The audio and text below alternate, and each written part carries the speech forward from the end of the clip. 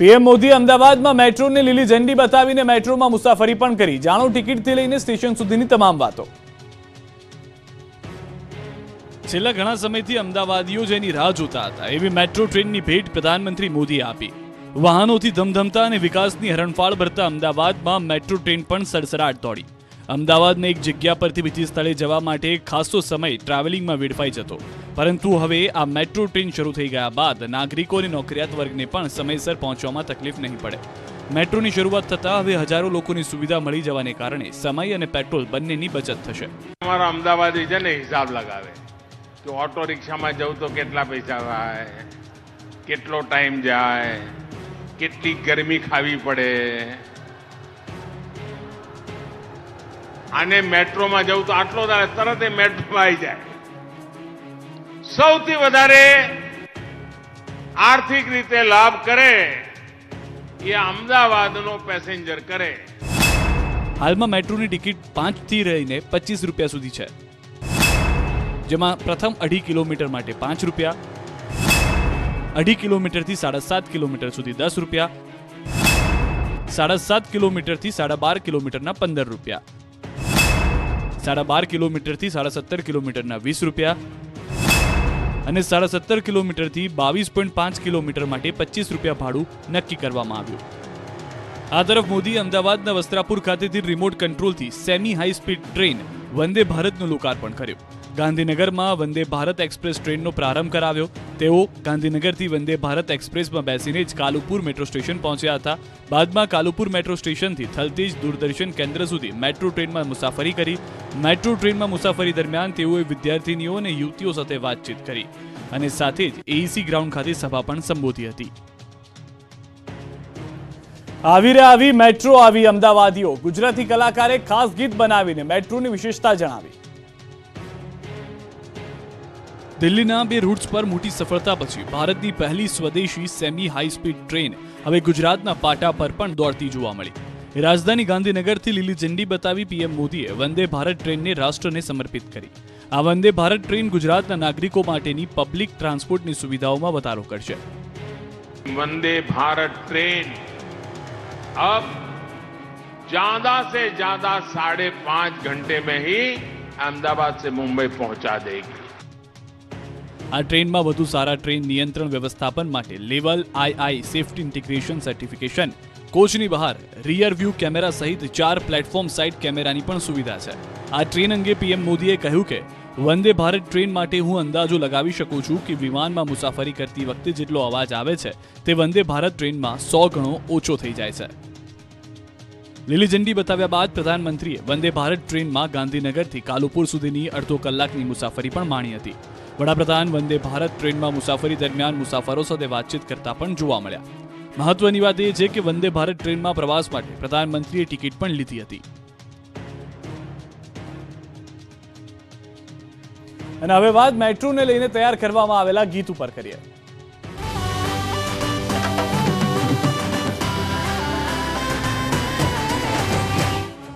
ગુજરાતી કલાકારે અનોખી રીતે મેટ્રોને આવકાર આપ્યો છે। આ ગીતના શબ્દો દ્વારા તેમણે અમદાવાદ મેટ્રોનો સંગીતમય પરિચય આપ્યો છે। અરવિંદ વેગડાના આ ગીતમાં મેટ્રો રૂટની માહિતી પણ વણી લેવામાં આવી છે। આ ગીત સાંભળીને તમારું મન મેટ્રોમાં બેસવા માટે થનગની ઉઠશે।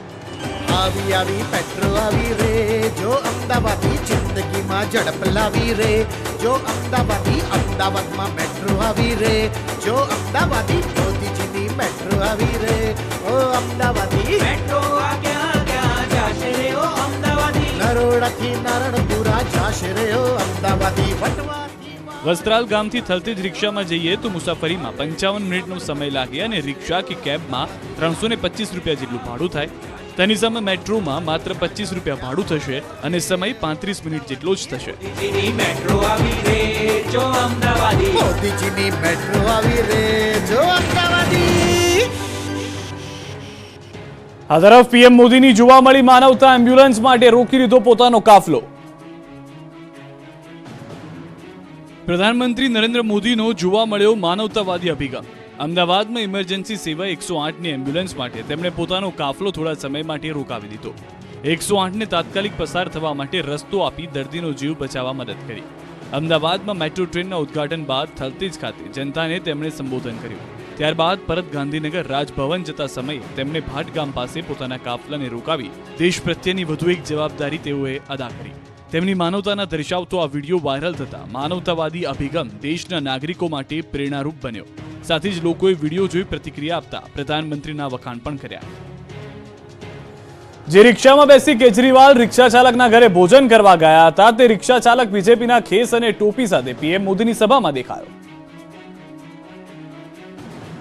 આમ આદમી પાર્ટીના રાષ્ટ્રીય સંયોજક અને દિલ્હીના મુખ્યમંત્રી થોડા દિવસ પહેલા જ અમદાવાદના ઘાટલોડિયામાં જે રિક્ષા ચાલક વિક્રમ દંતાણીના ઘરે જમવા ગયા હતા તે વિક્રમ દંતાણીએ આજે ભાજપની ટોપી અને ભાજપનો ખેસ પહેરીને જાહેર સભામાં પ્રધાનમંત્રીને સાંભળવા માટે આવ્યો. રિક્ષા ચાલકે કહ્યું કે જ્યારથી વોટ નાખતા શીખ્યો છું ત્યારથી ભાજપમાં જ જોડાયેલો છું અને મોદી સાહેબનો આશિક છું. જ્યારે હું યુનિયનની સભામાં ગયો ત્યારે મેં અરવિંદ કેજરીવાલને જમવા માટે આમંત્રણ આપ્યું હતું. એક સામાન્ય નાગરિક અને ગુજરાતી તરીકે કોઈ મહેમાન આવે ત્યારે જમવાનું આમંત્રણ આપે છે, એવી રીતે જમવા બોલાવ્યા હતા. આમ આદમી પાર્ટી સાથે હું જોડાયેલો નથી. પ્રોટોકોલ તોડીને તેઓ મારી સાથે રિક્ષામાં આવ્યા હતા. હું પહેલાથી જ ભાજપ માટે જ કામ કરું છું. અમારી આખી સોસાયટી ભાજપને જ મત આપે છે.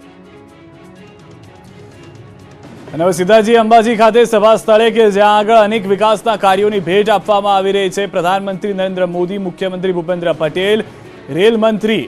અને હવે જઈએ આદિવાસી બહુલ વસ્તી ધરાવતા છોટાઉદેપુરમાં. છોટાઉદેપુરમાં પણ માતાજીના ભજન થઈ રહ્યા છે, ગરબા થઈ રહ્યા છે, ક્યાંક દીવડા ઝગમગે છે. આ સુંદર પ્રસંગ. અને હવે જઈએ સુરેન્દ્રનગરમાં. પરિવાર સાથે નવા ઘરમાં પ્રવેશ, એનો આનંદ સૌ કોઈના હૈયે દેખાઈ રહ્યો છે. ત્યાર પછી જઈશું સુરત ખાતે. ગ્રામીણ વિસ્તારમાં આવાસોનું નિર્માણ કરવામાં આવ્યું છે. બહેનો પોતાના નામે ઘર મળવાથી આનંદ છે. અને આ છે ખેડાની લીલીછમ ધરતી જ્યાં યજ્ઞ થઈ રહ્યો છે.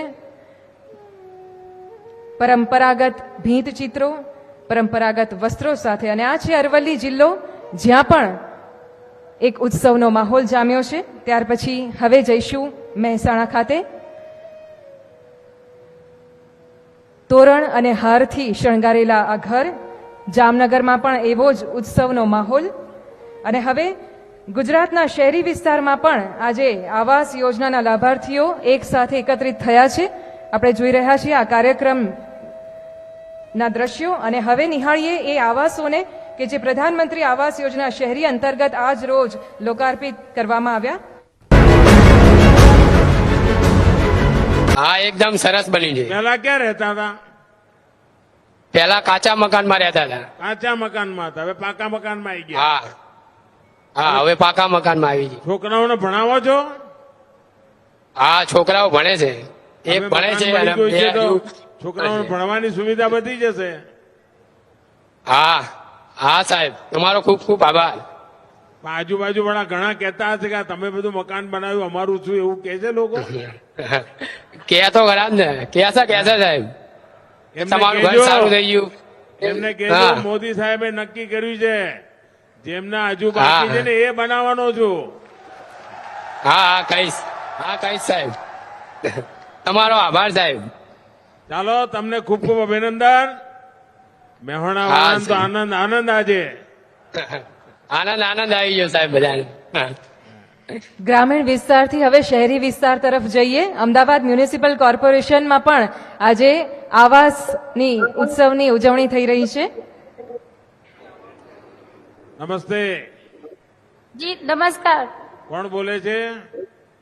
जी मेरा नाम पुष्पा बहन है। જરા તમારા વિશે પરિચય આપો અને તમને મકાનની કેવી સુવિધા મળી છે કહો. મારો હું પહેલા છનાજીના છાપરા અસરવા વિસ્તારમાં રહેતી હતી અને અત્યારે મને એ જગ્યાએ પ્રધાનમંત્રી પુનર્વસન યોજના અંતર્ગત મને મકાન મળેલ છે ત્યાં. અને પહેલા કરતા મને જે મકાન મળ્યું છે એ અમે કોઈ દિવસ સપનામાં નહોતું વિચાર્યું કે આવું મકાન અમને મળશે. વાહ, મકાન સંતોષકારક છે તમારા માટે? ખૂબ જ સંતોષકારક છે. અને બીજી વસ્તુ એ છે કે જે છોકરાઓને ભણવાનું એક અંદરથી એમને લાગતું હતું કે અમે લોકો કશું કરી નહીં શકીએ, આ જે વાતાવરણ એ છોકરાઓને મળ્યું છે એ જગ્યાએ એના બદલ ઘણું બધું છે બદલાવ આવ્યા છે પબ્લિકની અંદર.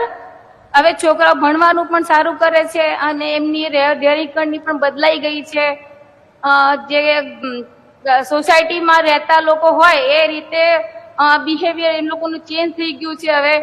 અને કોઈના પણ પાસે જયારે એ લોકો પહેલા જતા તો એમને આમ બીક લાગતી હતી કે ચાલીવાળા છીએ કે છાપરાવાળા છીએ આવું કહેશું તો કોઈ આપણા ઘરે નહીં આવે, આપણને કોઈ બોલાવશે નહીં, આપણને સારી જગ્યાએ જવા નહીં મળે. તો એ લોકો થોડું ઘણી જગ્યાએ ખોટું પણ બોલતા હતા. પણ હવે એ લોકો બધાની સામે આમ તમે બેન એટલું સરસ ભાષણ કરો છો, હવે આ ભાજપ વાળા તમને ચૂંટણી લડાઈ દેશે. ના ના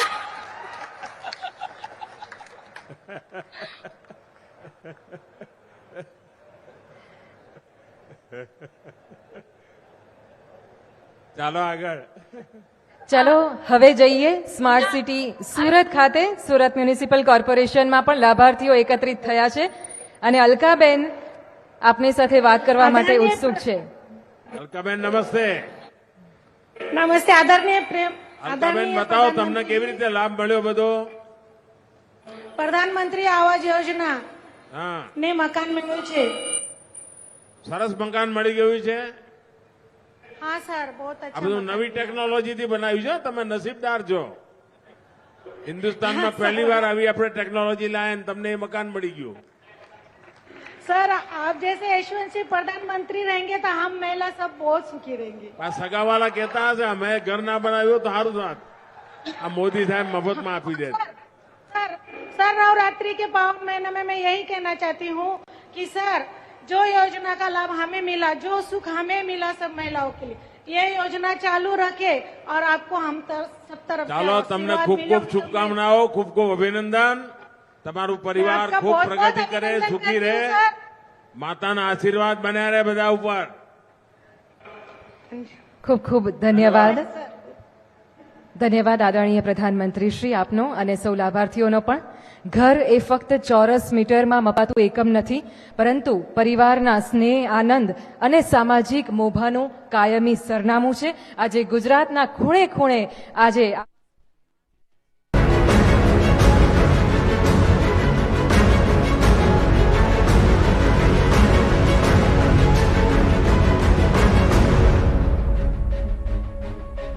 सुहाना मसाले बनाए पनीर मजेदार।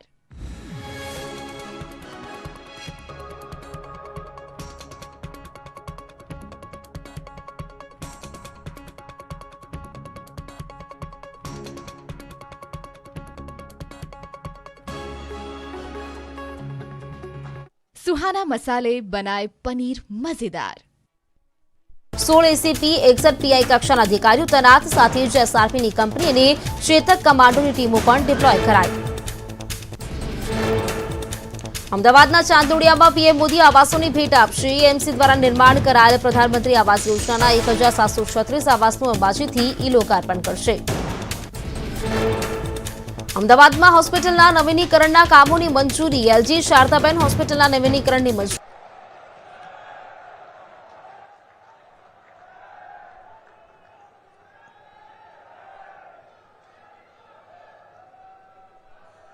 બોલ મારી માં, બોલ મારી માં.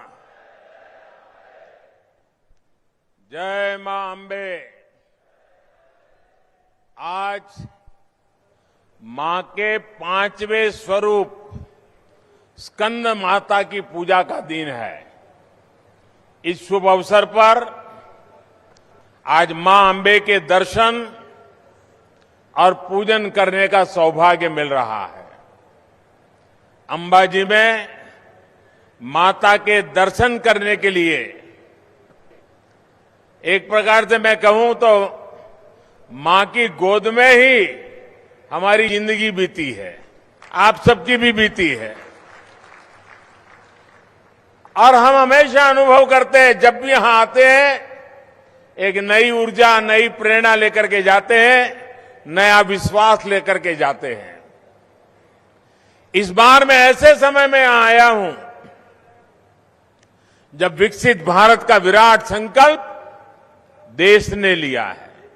130 करोड़ देशवासियों ने लिया है कि 25 साल के अंदर अंदर हम हिंदुस्तान को विकसित राष्ट्र बना के रहेंगे।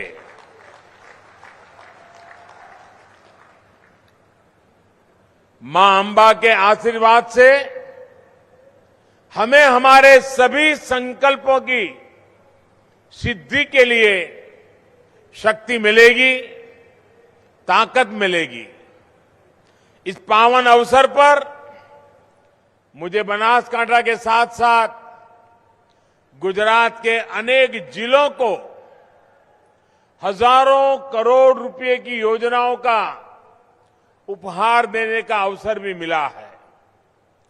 आज जिन 45,000 से अधिक घरों का लोकार्पण और करीब लोकार्पण और शिलान्यास मिला दें तो 61,000 उन सभी लाभार्थियों को भी मेरी तरफ से बहुत बहुत बधाई देता हूं। उन बहनों को विशेष शुभकामनाएं जिन्हें आज अपना घर मिला है। इस बार आप सभी की दिवाली नए घर में मनेगी, अपने खुद के घर में मनेगी।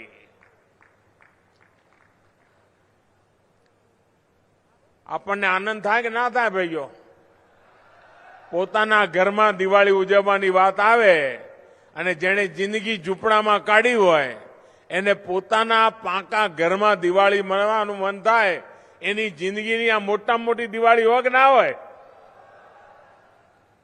भाइयों और बहनों, जब हमारी नारी सम्मान की बात करते हैं तो हमारे लिए ये बहुत सहज सी बात लगती है, लेकिन जब इस गंभीरता से इस पर विचार करते हैं तो पाते हैं कि हमारे संस्कारों में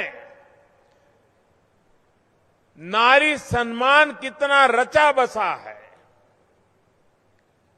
दुनिया भर में जो शक्तिशाली लोग होते हैं, जहां शक्ति की चर्चा होती है तो उनके साथ उनके पिता का नाम जुड़ता है। भाई आ फलाना भाई नो छोकरो आ बहादुर છે એવું કહે કે ના કહે? ભારતની પરંપરા જુદી છે। भारत में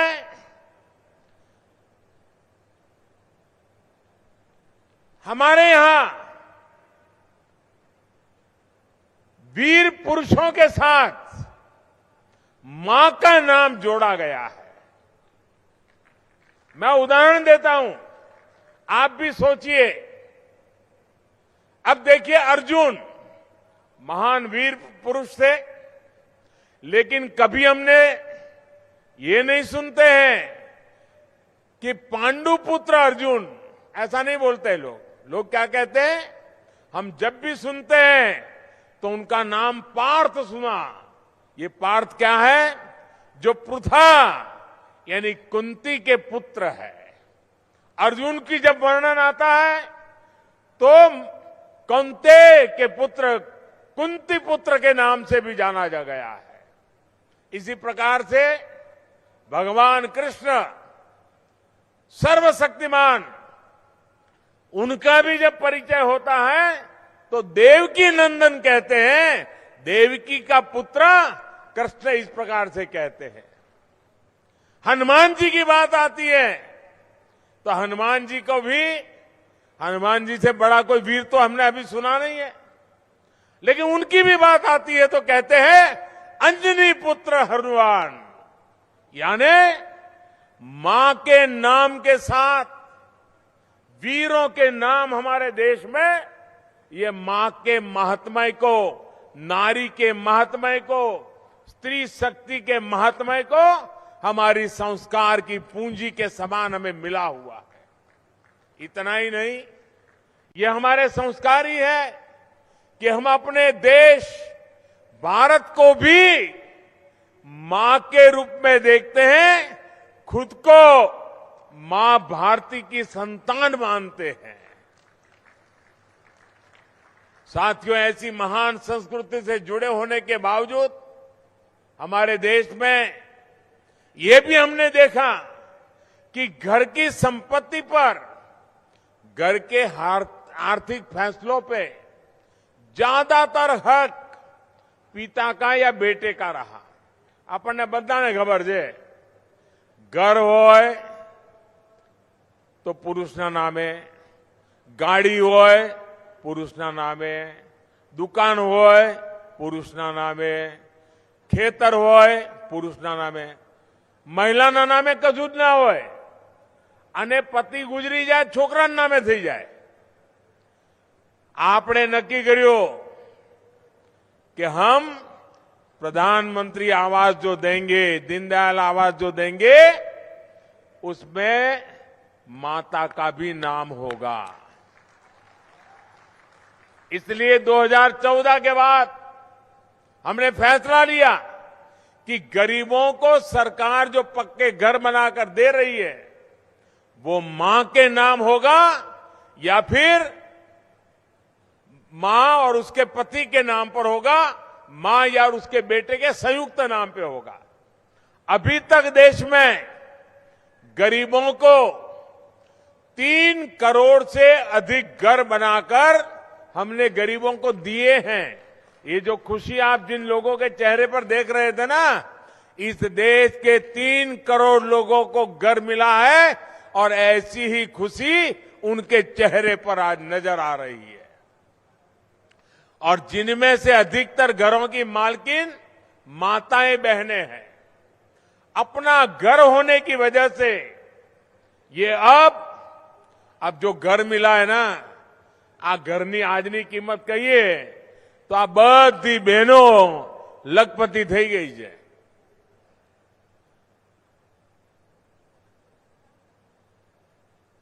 બરાબર સંભળાય છે ને છેલ્લે સુધી?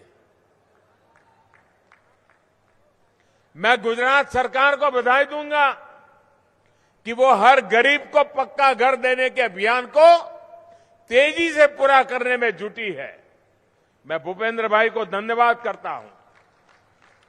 पिछले वर्ष ही 1.5 लाख घर गुजरात में पूरे हो चुके हैं।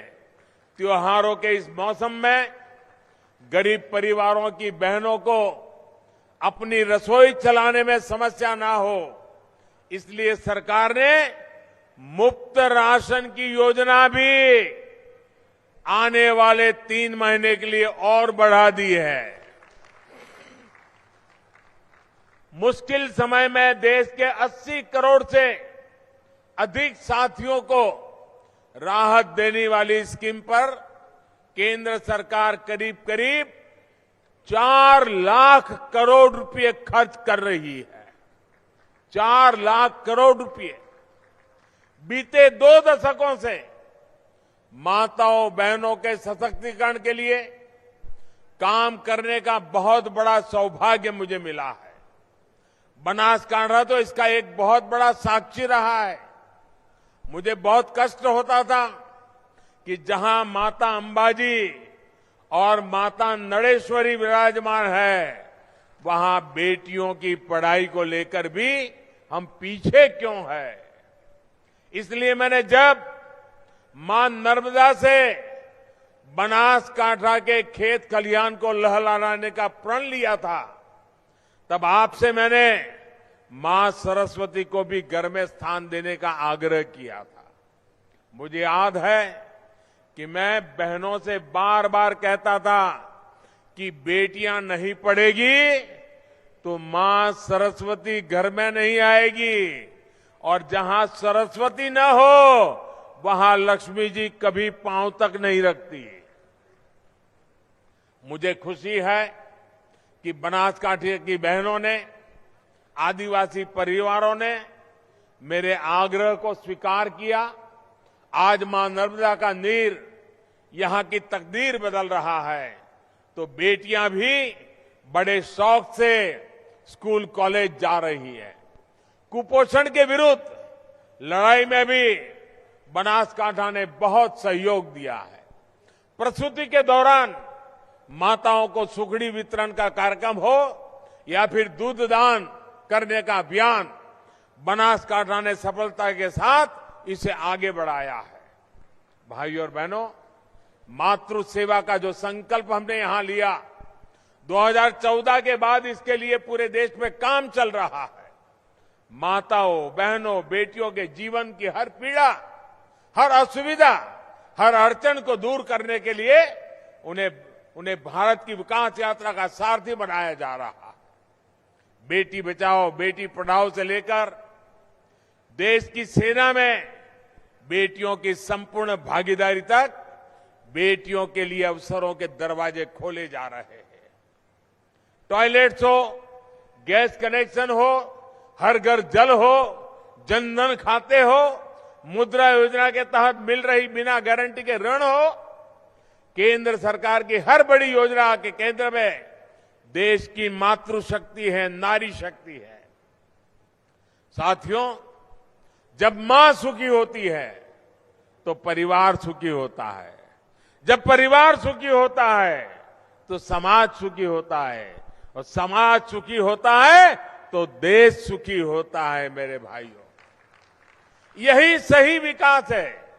इसी विकास के लिए हम निरंतर काम कर रहे हैं। आप मुझे बताइए, ये मंदिर के सामने जो इतना जाम लगता था, इससे मुक्ति मिलनी चाहिए थी कि नहीं मिलनी चाहिए थी? वहां शांति का वातावरण चाहिए था कि नहीं चाहिए था? मार्बल लेकर जो ये बड़े बड़े ट्रक मंदिर के सामने से गुजरते हैं, इनके लिए अलग रास्ता होना चाहिए था कि नहीं होना चाहिए था? आज नई रेल लाइन और बाईपास के रूप में हम सभी की एक कामना पूरी कर रहे हैं। भाइयों और बहनों, आज मैं आपको एक हैरानी की बात बताऊंगा। आप सबको ये जानकर के बड़ा आश्चर्य होगा कि आज जिस तारंगा हिल, अंबाजी, आबू रोड, महसाना, ये जो रेल लाइन का शिलान्यास हुआ है ना, देश जब गुलाम था, अंग्रेज जब राज करते थे, अंग्रेजों के जमाने में ये रेल लाइन बनाने का फैसला अंग्रेजों ने 1930 में किया था। यानी करीब करीब 100 साल पहले फाइलें पड़ी हैं। इसकी परिकल्पना अंग्रेजों के जमाने में हुई थी। यानी इस क्षेत्र में रेल लाइन की कितनी अहमियत थी, रेल लाइन की जरूरत कितनी थी, ये 100 साल पहचाना गया। लेकिन साथियों, शायद ये काम भी परमात्मा ने, मां अंबा ने मुझे ही करने के लिए कहा होगा। दुर्भाग्य से आजादी के बाद ये काम नहीं हुआ। आजादी के इतने दशकों तक ये फाइलें सड़ती रही। जब मैं गुजरात का मुख्यमंत्री था तो इसके पीछे लगा हुआ था, इसका प्रस्ताव रखा था, लेकिन तब हमारी कोई सुनवाई नहीं हुई, सरकार कुछ और थी। ये हमारा सौभाग्य है कि आज जब देश आजादी के 75 साल पूरे कर रहा है, तब हमारी डबल इंजन की सरकार को इसे माता के चरणों में समर्पित करने का अवसर दे दिया है। इस रेल लाइन से और बाईपास से जाम और दूसरी समस्याओं से तो मुक्ति मिलेगी ही, साथ ही मार्बल उद्योग को भी बल मिलेगा। वेस्टर्न डेडिकेटेड फ्रेट कॉरिडोर का एक बहुत बड़ा हिस्सा इसी क्षेत्र में है, जो आज चालू हो गया है। डेडिकेटेड फ्रेट कॉरिडोर से यहां का मार्बल, और हमारे किसान तो यहां आलू की खेती करने में मशहूर हो गए, अब सब्जियों की खेती कर रहे हैं, टमाटर की खेती कर रहे हैं, और दूध में भी पीछे नहीं है। ये सारी चीजें बहुत आसानी से उनके लिए रास्ता मिल जाएगा, आसानी से पहुंचाना सरल हो जाएगा। किसानों को विशेष लाभ इसलिए भी होगा क्योंकि आने वाले समय में विशेष किसान रेल भी यहां से चल सकती है। भाइयों और बहनों, सबसे बड़ा लाभ यहां के पर्यटन उद्योगों को होने वाला है। यहां तो अंबाजी मां स्वयं विराजमान है, और जब मैं मुख्यमंत्री था तो हमने यह 51 शक्तिपीठों का भी निर्माण किया है। मां अंबा स्वयं 51 शक्तिपीठों में से एक है और हमने सभी दुनिया भर में जहां जहां मां अंबा का स्थान है उसी रिप्लिका यहां बनाई है। यानी एक प्रकार से ये 51 तीर्थ क्षेत्रों की यात्रा अंबाजी में आने से हो जाती है। लेकिन मैंने देखा है अभी भी लोग इतनी तेजी से आते हैं कि मां अंबा के दर्शन किए फिर भाग जाते हैं। मैं ऐसी स्थिति पैदा करना चाहता हूं कि जो अंबाजी आएगा उसको 2-3 दिन यहां रहना पड़े, इतनी सारी चीजें मुझे खड़ी कर देनी है ताकि यहां पूरा रोजी रोटी बढ़ जाए। देखिए पास में गब्बर, अब हम गब्बर को बदल रहे हैं, आपको नजर आता होगा। किसी ने सोचा होगा क्या? आज गब्बर तीर्थ के विकास के लिए मैं गुजरात की सरकार की बहुत प्रशंसा करता हूं। अब अजितनाथ जैन मंदिर, तारंगा हिल, उसके दर्शन भी आसान हो जाएंगे। जैसे पालीताना का महत्व बढ़ गया है वैसे तारंगा हिल का भी महत्व बढ़ेगा। ये आप लिख करके रखिए। ट्रेन चलेगी तो ज्यादा तीर्थ यात्री यहां आएंगे। होटल, गेस्ट हाउस, दुकान, ढाबे वालों की यानी उनकी आय बढ़ेगी। छोटे छोटे दुकानदारों को काम मिलेगा। युवाओं के लिए गाइड से लेकर के टैक्सी सेवाओं तक नए मौके मिलेंगे। और धरोई डैम से लेकर के अंबाजी तक पूरा बेल्ट मुझे विकसित करना है। जैसे आज स्टैच्यू ऑफ यूनिटी पर जाकर के देखते हैं वैसा ही मैं यहां करना चाहता हूं। पूरा एक क्षेत्र धरोई डैम में वाटर स्पोर्ट्स को लेकर संभावना है, अब उन्हें भी और विस्तार मिलेगा। भाई और बहनों, एक तरफ आस्था और उद्योगों का ये गलियारा है और दूसरी तरफ हमारा बॉर्डर है जहां हमारे वीर जवान राष्ट्र रक्षा में तैनात रहते हैं। हाल ही में सरकार ने सुईगाम तालुका में सीमा दर्शन प्रोजेक्ट की शुरुआत की है। प्रयास ये है देश भर से लोग यहां आकर के सीधे हमारे बीएसएफ के जवानों के अनुभवों को देखें, जान सके। ये प्रोजेक्ट राष्ट्रीय एकता के पंच प्राणों को भी ताकत देने वाला है और यहां पर्यटन से जुड़े नए रोजगारों का भी सृजन करेगा। मीठा, थराद, डीसा सड़क के चौड़ी होने से भी इस परियोजना को बल मिलेगा। डीसा में एयरफोर्स स्टेशन में रनवे और दूसरा इंफ्रास्ट्रक्चर बनने से हमारी वायुसेना की ताकत भी इस क्षेत्र में बढ़ने वाली है। रणनीतिक लिहाज से ये एयरफोर्स स्टेशन देश के लिए बहुत महत्वपूर्ण होगा। जब इतना बड़ा स्टेशन यहां बन रहा है तब आसपास व्यापार कारोबार भी बढ़ेगा। यहां दूध, फल, सब्जी से लेकर अनेक प्रकार की जरूरतें पैदा होगी जिससे यहां के किसानों, पशुपालकों सभी को लाभ तय है। भाई और बहनों, बीते 2 दशकों के निरंतर प्रयासों से बनासकांठा की तस्वीर बदल चुकी है। नर्मदा के नीर, सुजलाम सुफलाम और ड्रिप इरिगेशन ने स्थिति को बदलने में बड़ी भूमिका निभाई है। इसमें बहनों की भूमिका, इस भूमिका में बहनों का रोल बहुत अग्रणी रहा है। बनासकांठा में कभी अनार की खेती होगी, अंगूर की खेती होगी, आलू और टमाटर इतने बड़े पैमाने पैदा होंगे, कुछ साल पहले तक ये कोई सोच भी नहीं सकता था। आज जो परियोजनाएं शुरू हुई है वो किसानों, युवाओं, महिलाओं सभी का जीवन बदलने का काम करेगी। एक बार फिर मां के चरणों में वंदन करते हुए आप सभी को विकास परियोजनाओं की बहुत बहुत बधाई। आपका भरपूर आशीर्वाद हमें ऐसे ही मिलता रहेगा, इसी कामना के साथ बहुत बहुत धन्यवाद।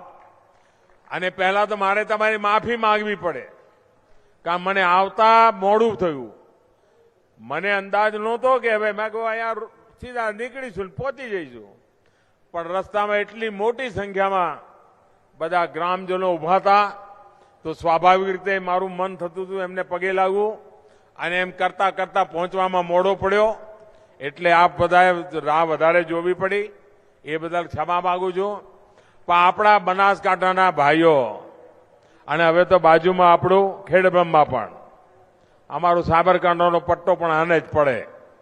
આપણે બધાએ વિકાસ અને પ્રગતિના નવા શિખરો સર કરવા છે. અને આ 25 વર્ષ આપણી પાસે મોટો મોકો છે ભાઈઓ. આજે દુનિયામાં લોકોનું ભારત માટેનું આકર્ષણ વધ્યું છે. હવે આ મોકો જતો કરાય, આ તક જતી કરાય. મહેનત કરવી પડે કે ના કરવી પડે? વિકાસના કામોમાં જોર આપવું પડે કે ના આપવું પડે? બધાએ સાથે મળીને આગળ વધવું જોઈએ કે ના વધવું જોઈએ? આ કરીએ તો જ પ્રગતિ થાય ભાઈઓ. અને એ પ્રગતિ કરવા માટે આપે હંમેશા સાથ અને સહકાર આપ્યો છે. એ જ મારી તાકાત છે, એ જ મારી મૂડી છે, એ જ તમારા બધાના આશીર્વાદ અમને નવું નવું કામ કરવાની પ્રેરણા આપે છે. એટલે આ માતાના ધામમાંથી આપ સૌનો, સૌ ગુજરાતવાસીઓનો હૃદયથી આભાર વ્યક્ત કરું છું. ખૂબ ખૂબ ધન્યવાદ.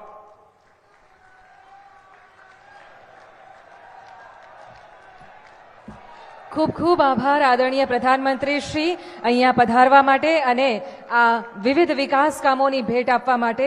આજે શ્રદ્ધાની સાથે સાથે પ્રગતિનો ઘંટારવ થઈ રહ્યો છે. ઘરે ઘરે સહિયારી સમૃદ્ધિની જ્યોત પ્રગટી છે. 9 દિવસ ઉપવાસને વ્રત કરી માં અંબાની આરાધના કરતા આદરણીય પ્રધાનમંત્રી શ્રી જનજનના વિકાસની સાધના આજીવન કરી રહ્યા છે. જેમના જીવનની પળ પળને હર ક્ષણ દેશવાસીઓની પ્રગતિ માટે સમર્પિત છે.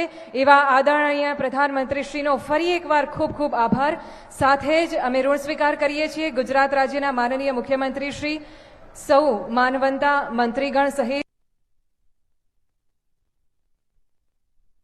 તો હાલમાં પ્રધાનમંત્રી નરેન્દ્ર મોદીએ સંબોધન કરતા કહ્યું છે કે જે જનતાનો સાથ મળ્યો છે, જનતાનો સાથ મળતો રહેશે. અનેક વિકાસના કાર્યો આ રીતે જ થતા રહેશે. સાથે જ અંબાજીમાં જે લોકો આવે છે, સવારે દર્શન કરી રાત્રે પરત થઈ જાય છે, તેવું ન થાય. આવનાર સમયમાં તેઓ વધુ સમય રહી શકે તે માટેના પણ અનેક વિકાસ કાર્યો કરવામાં આવશે.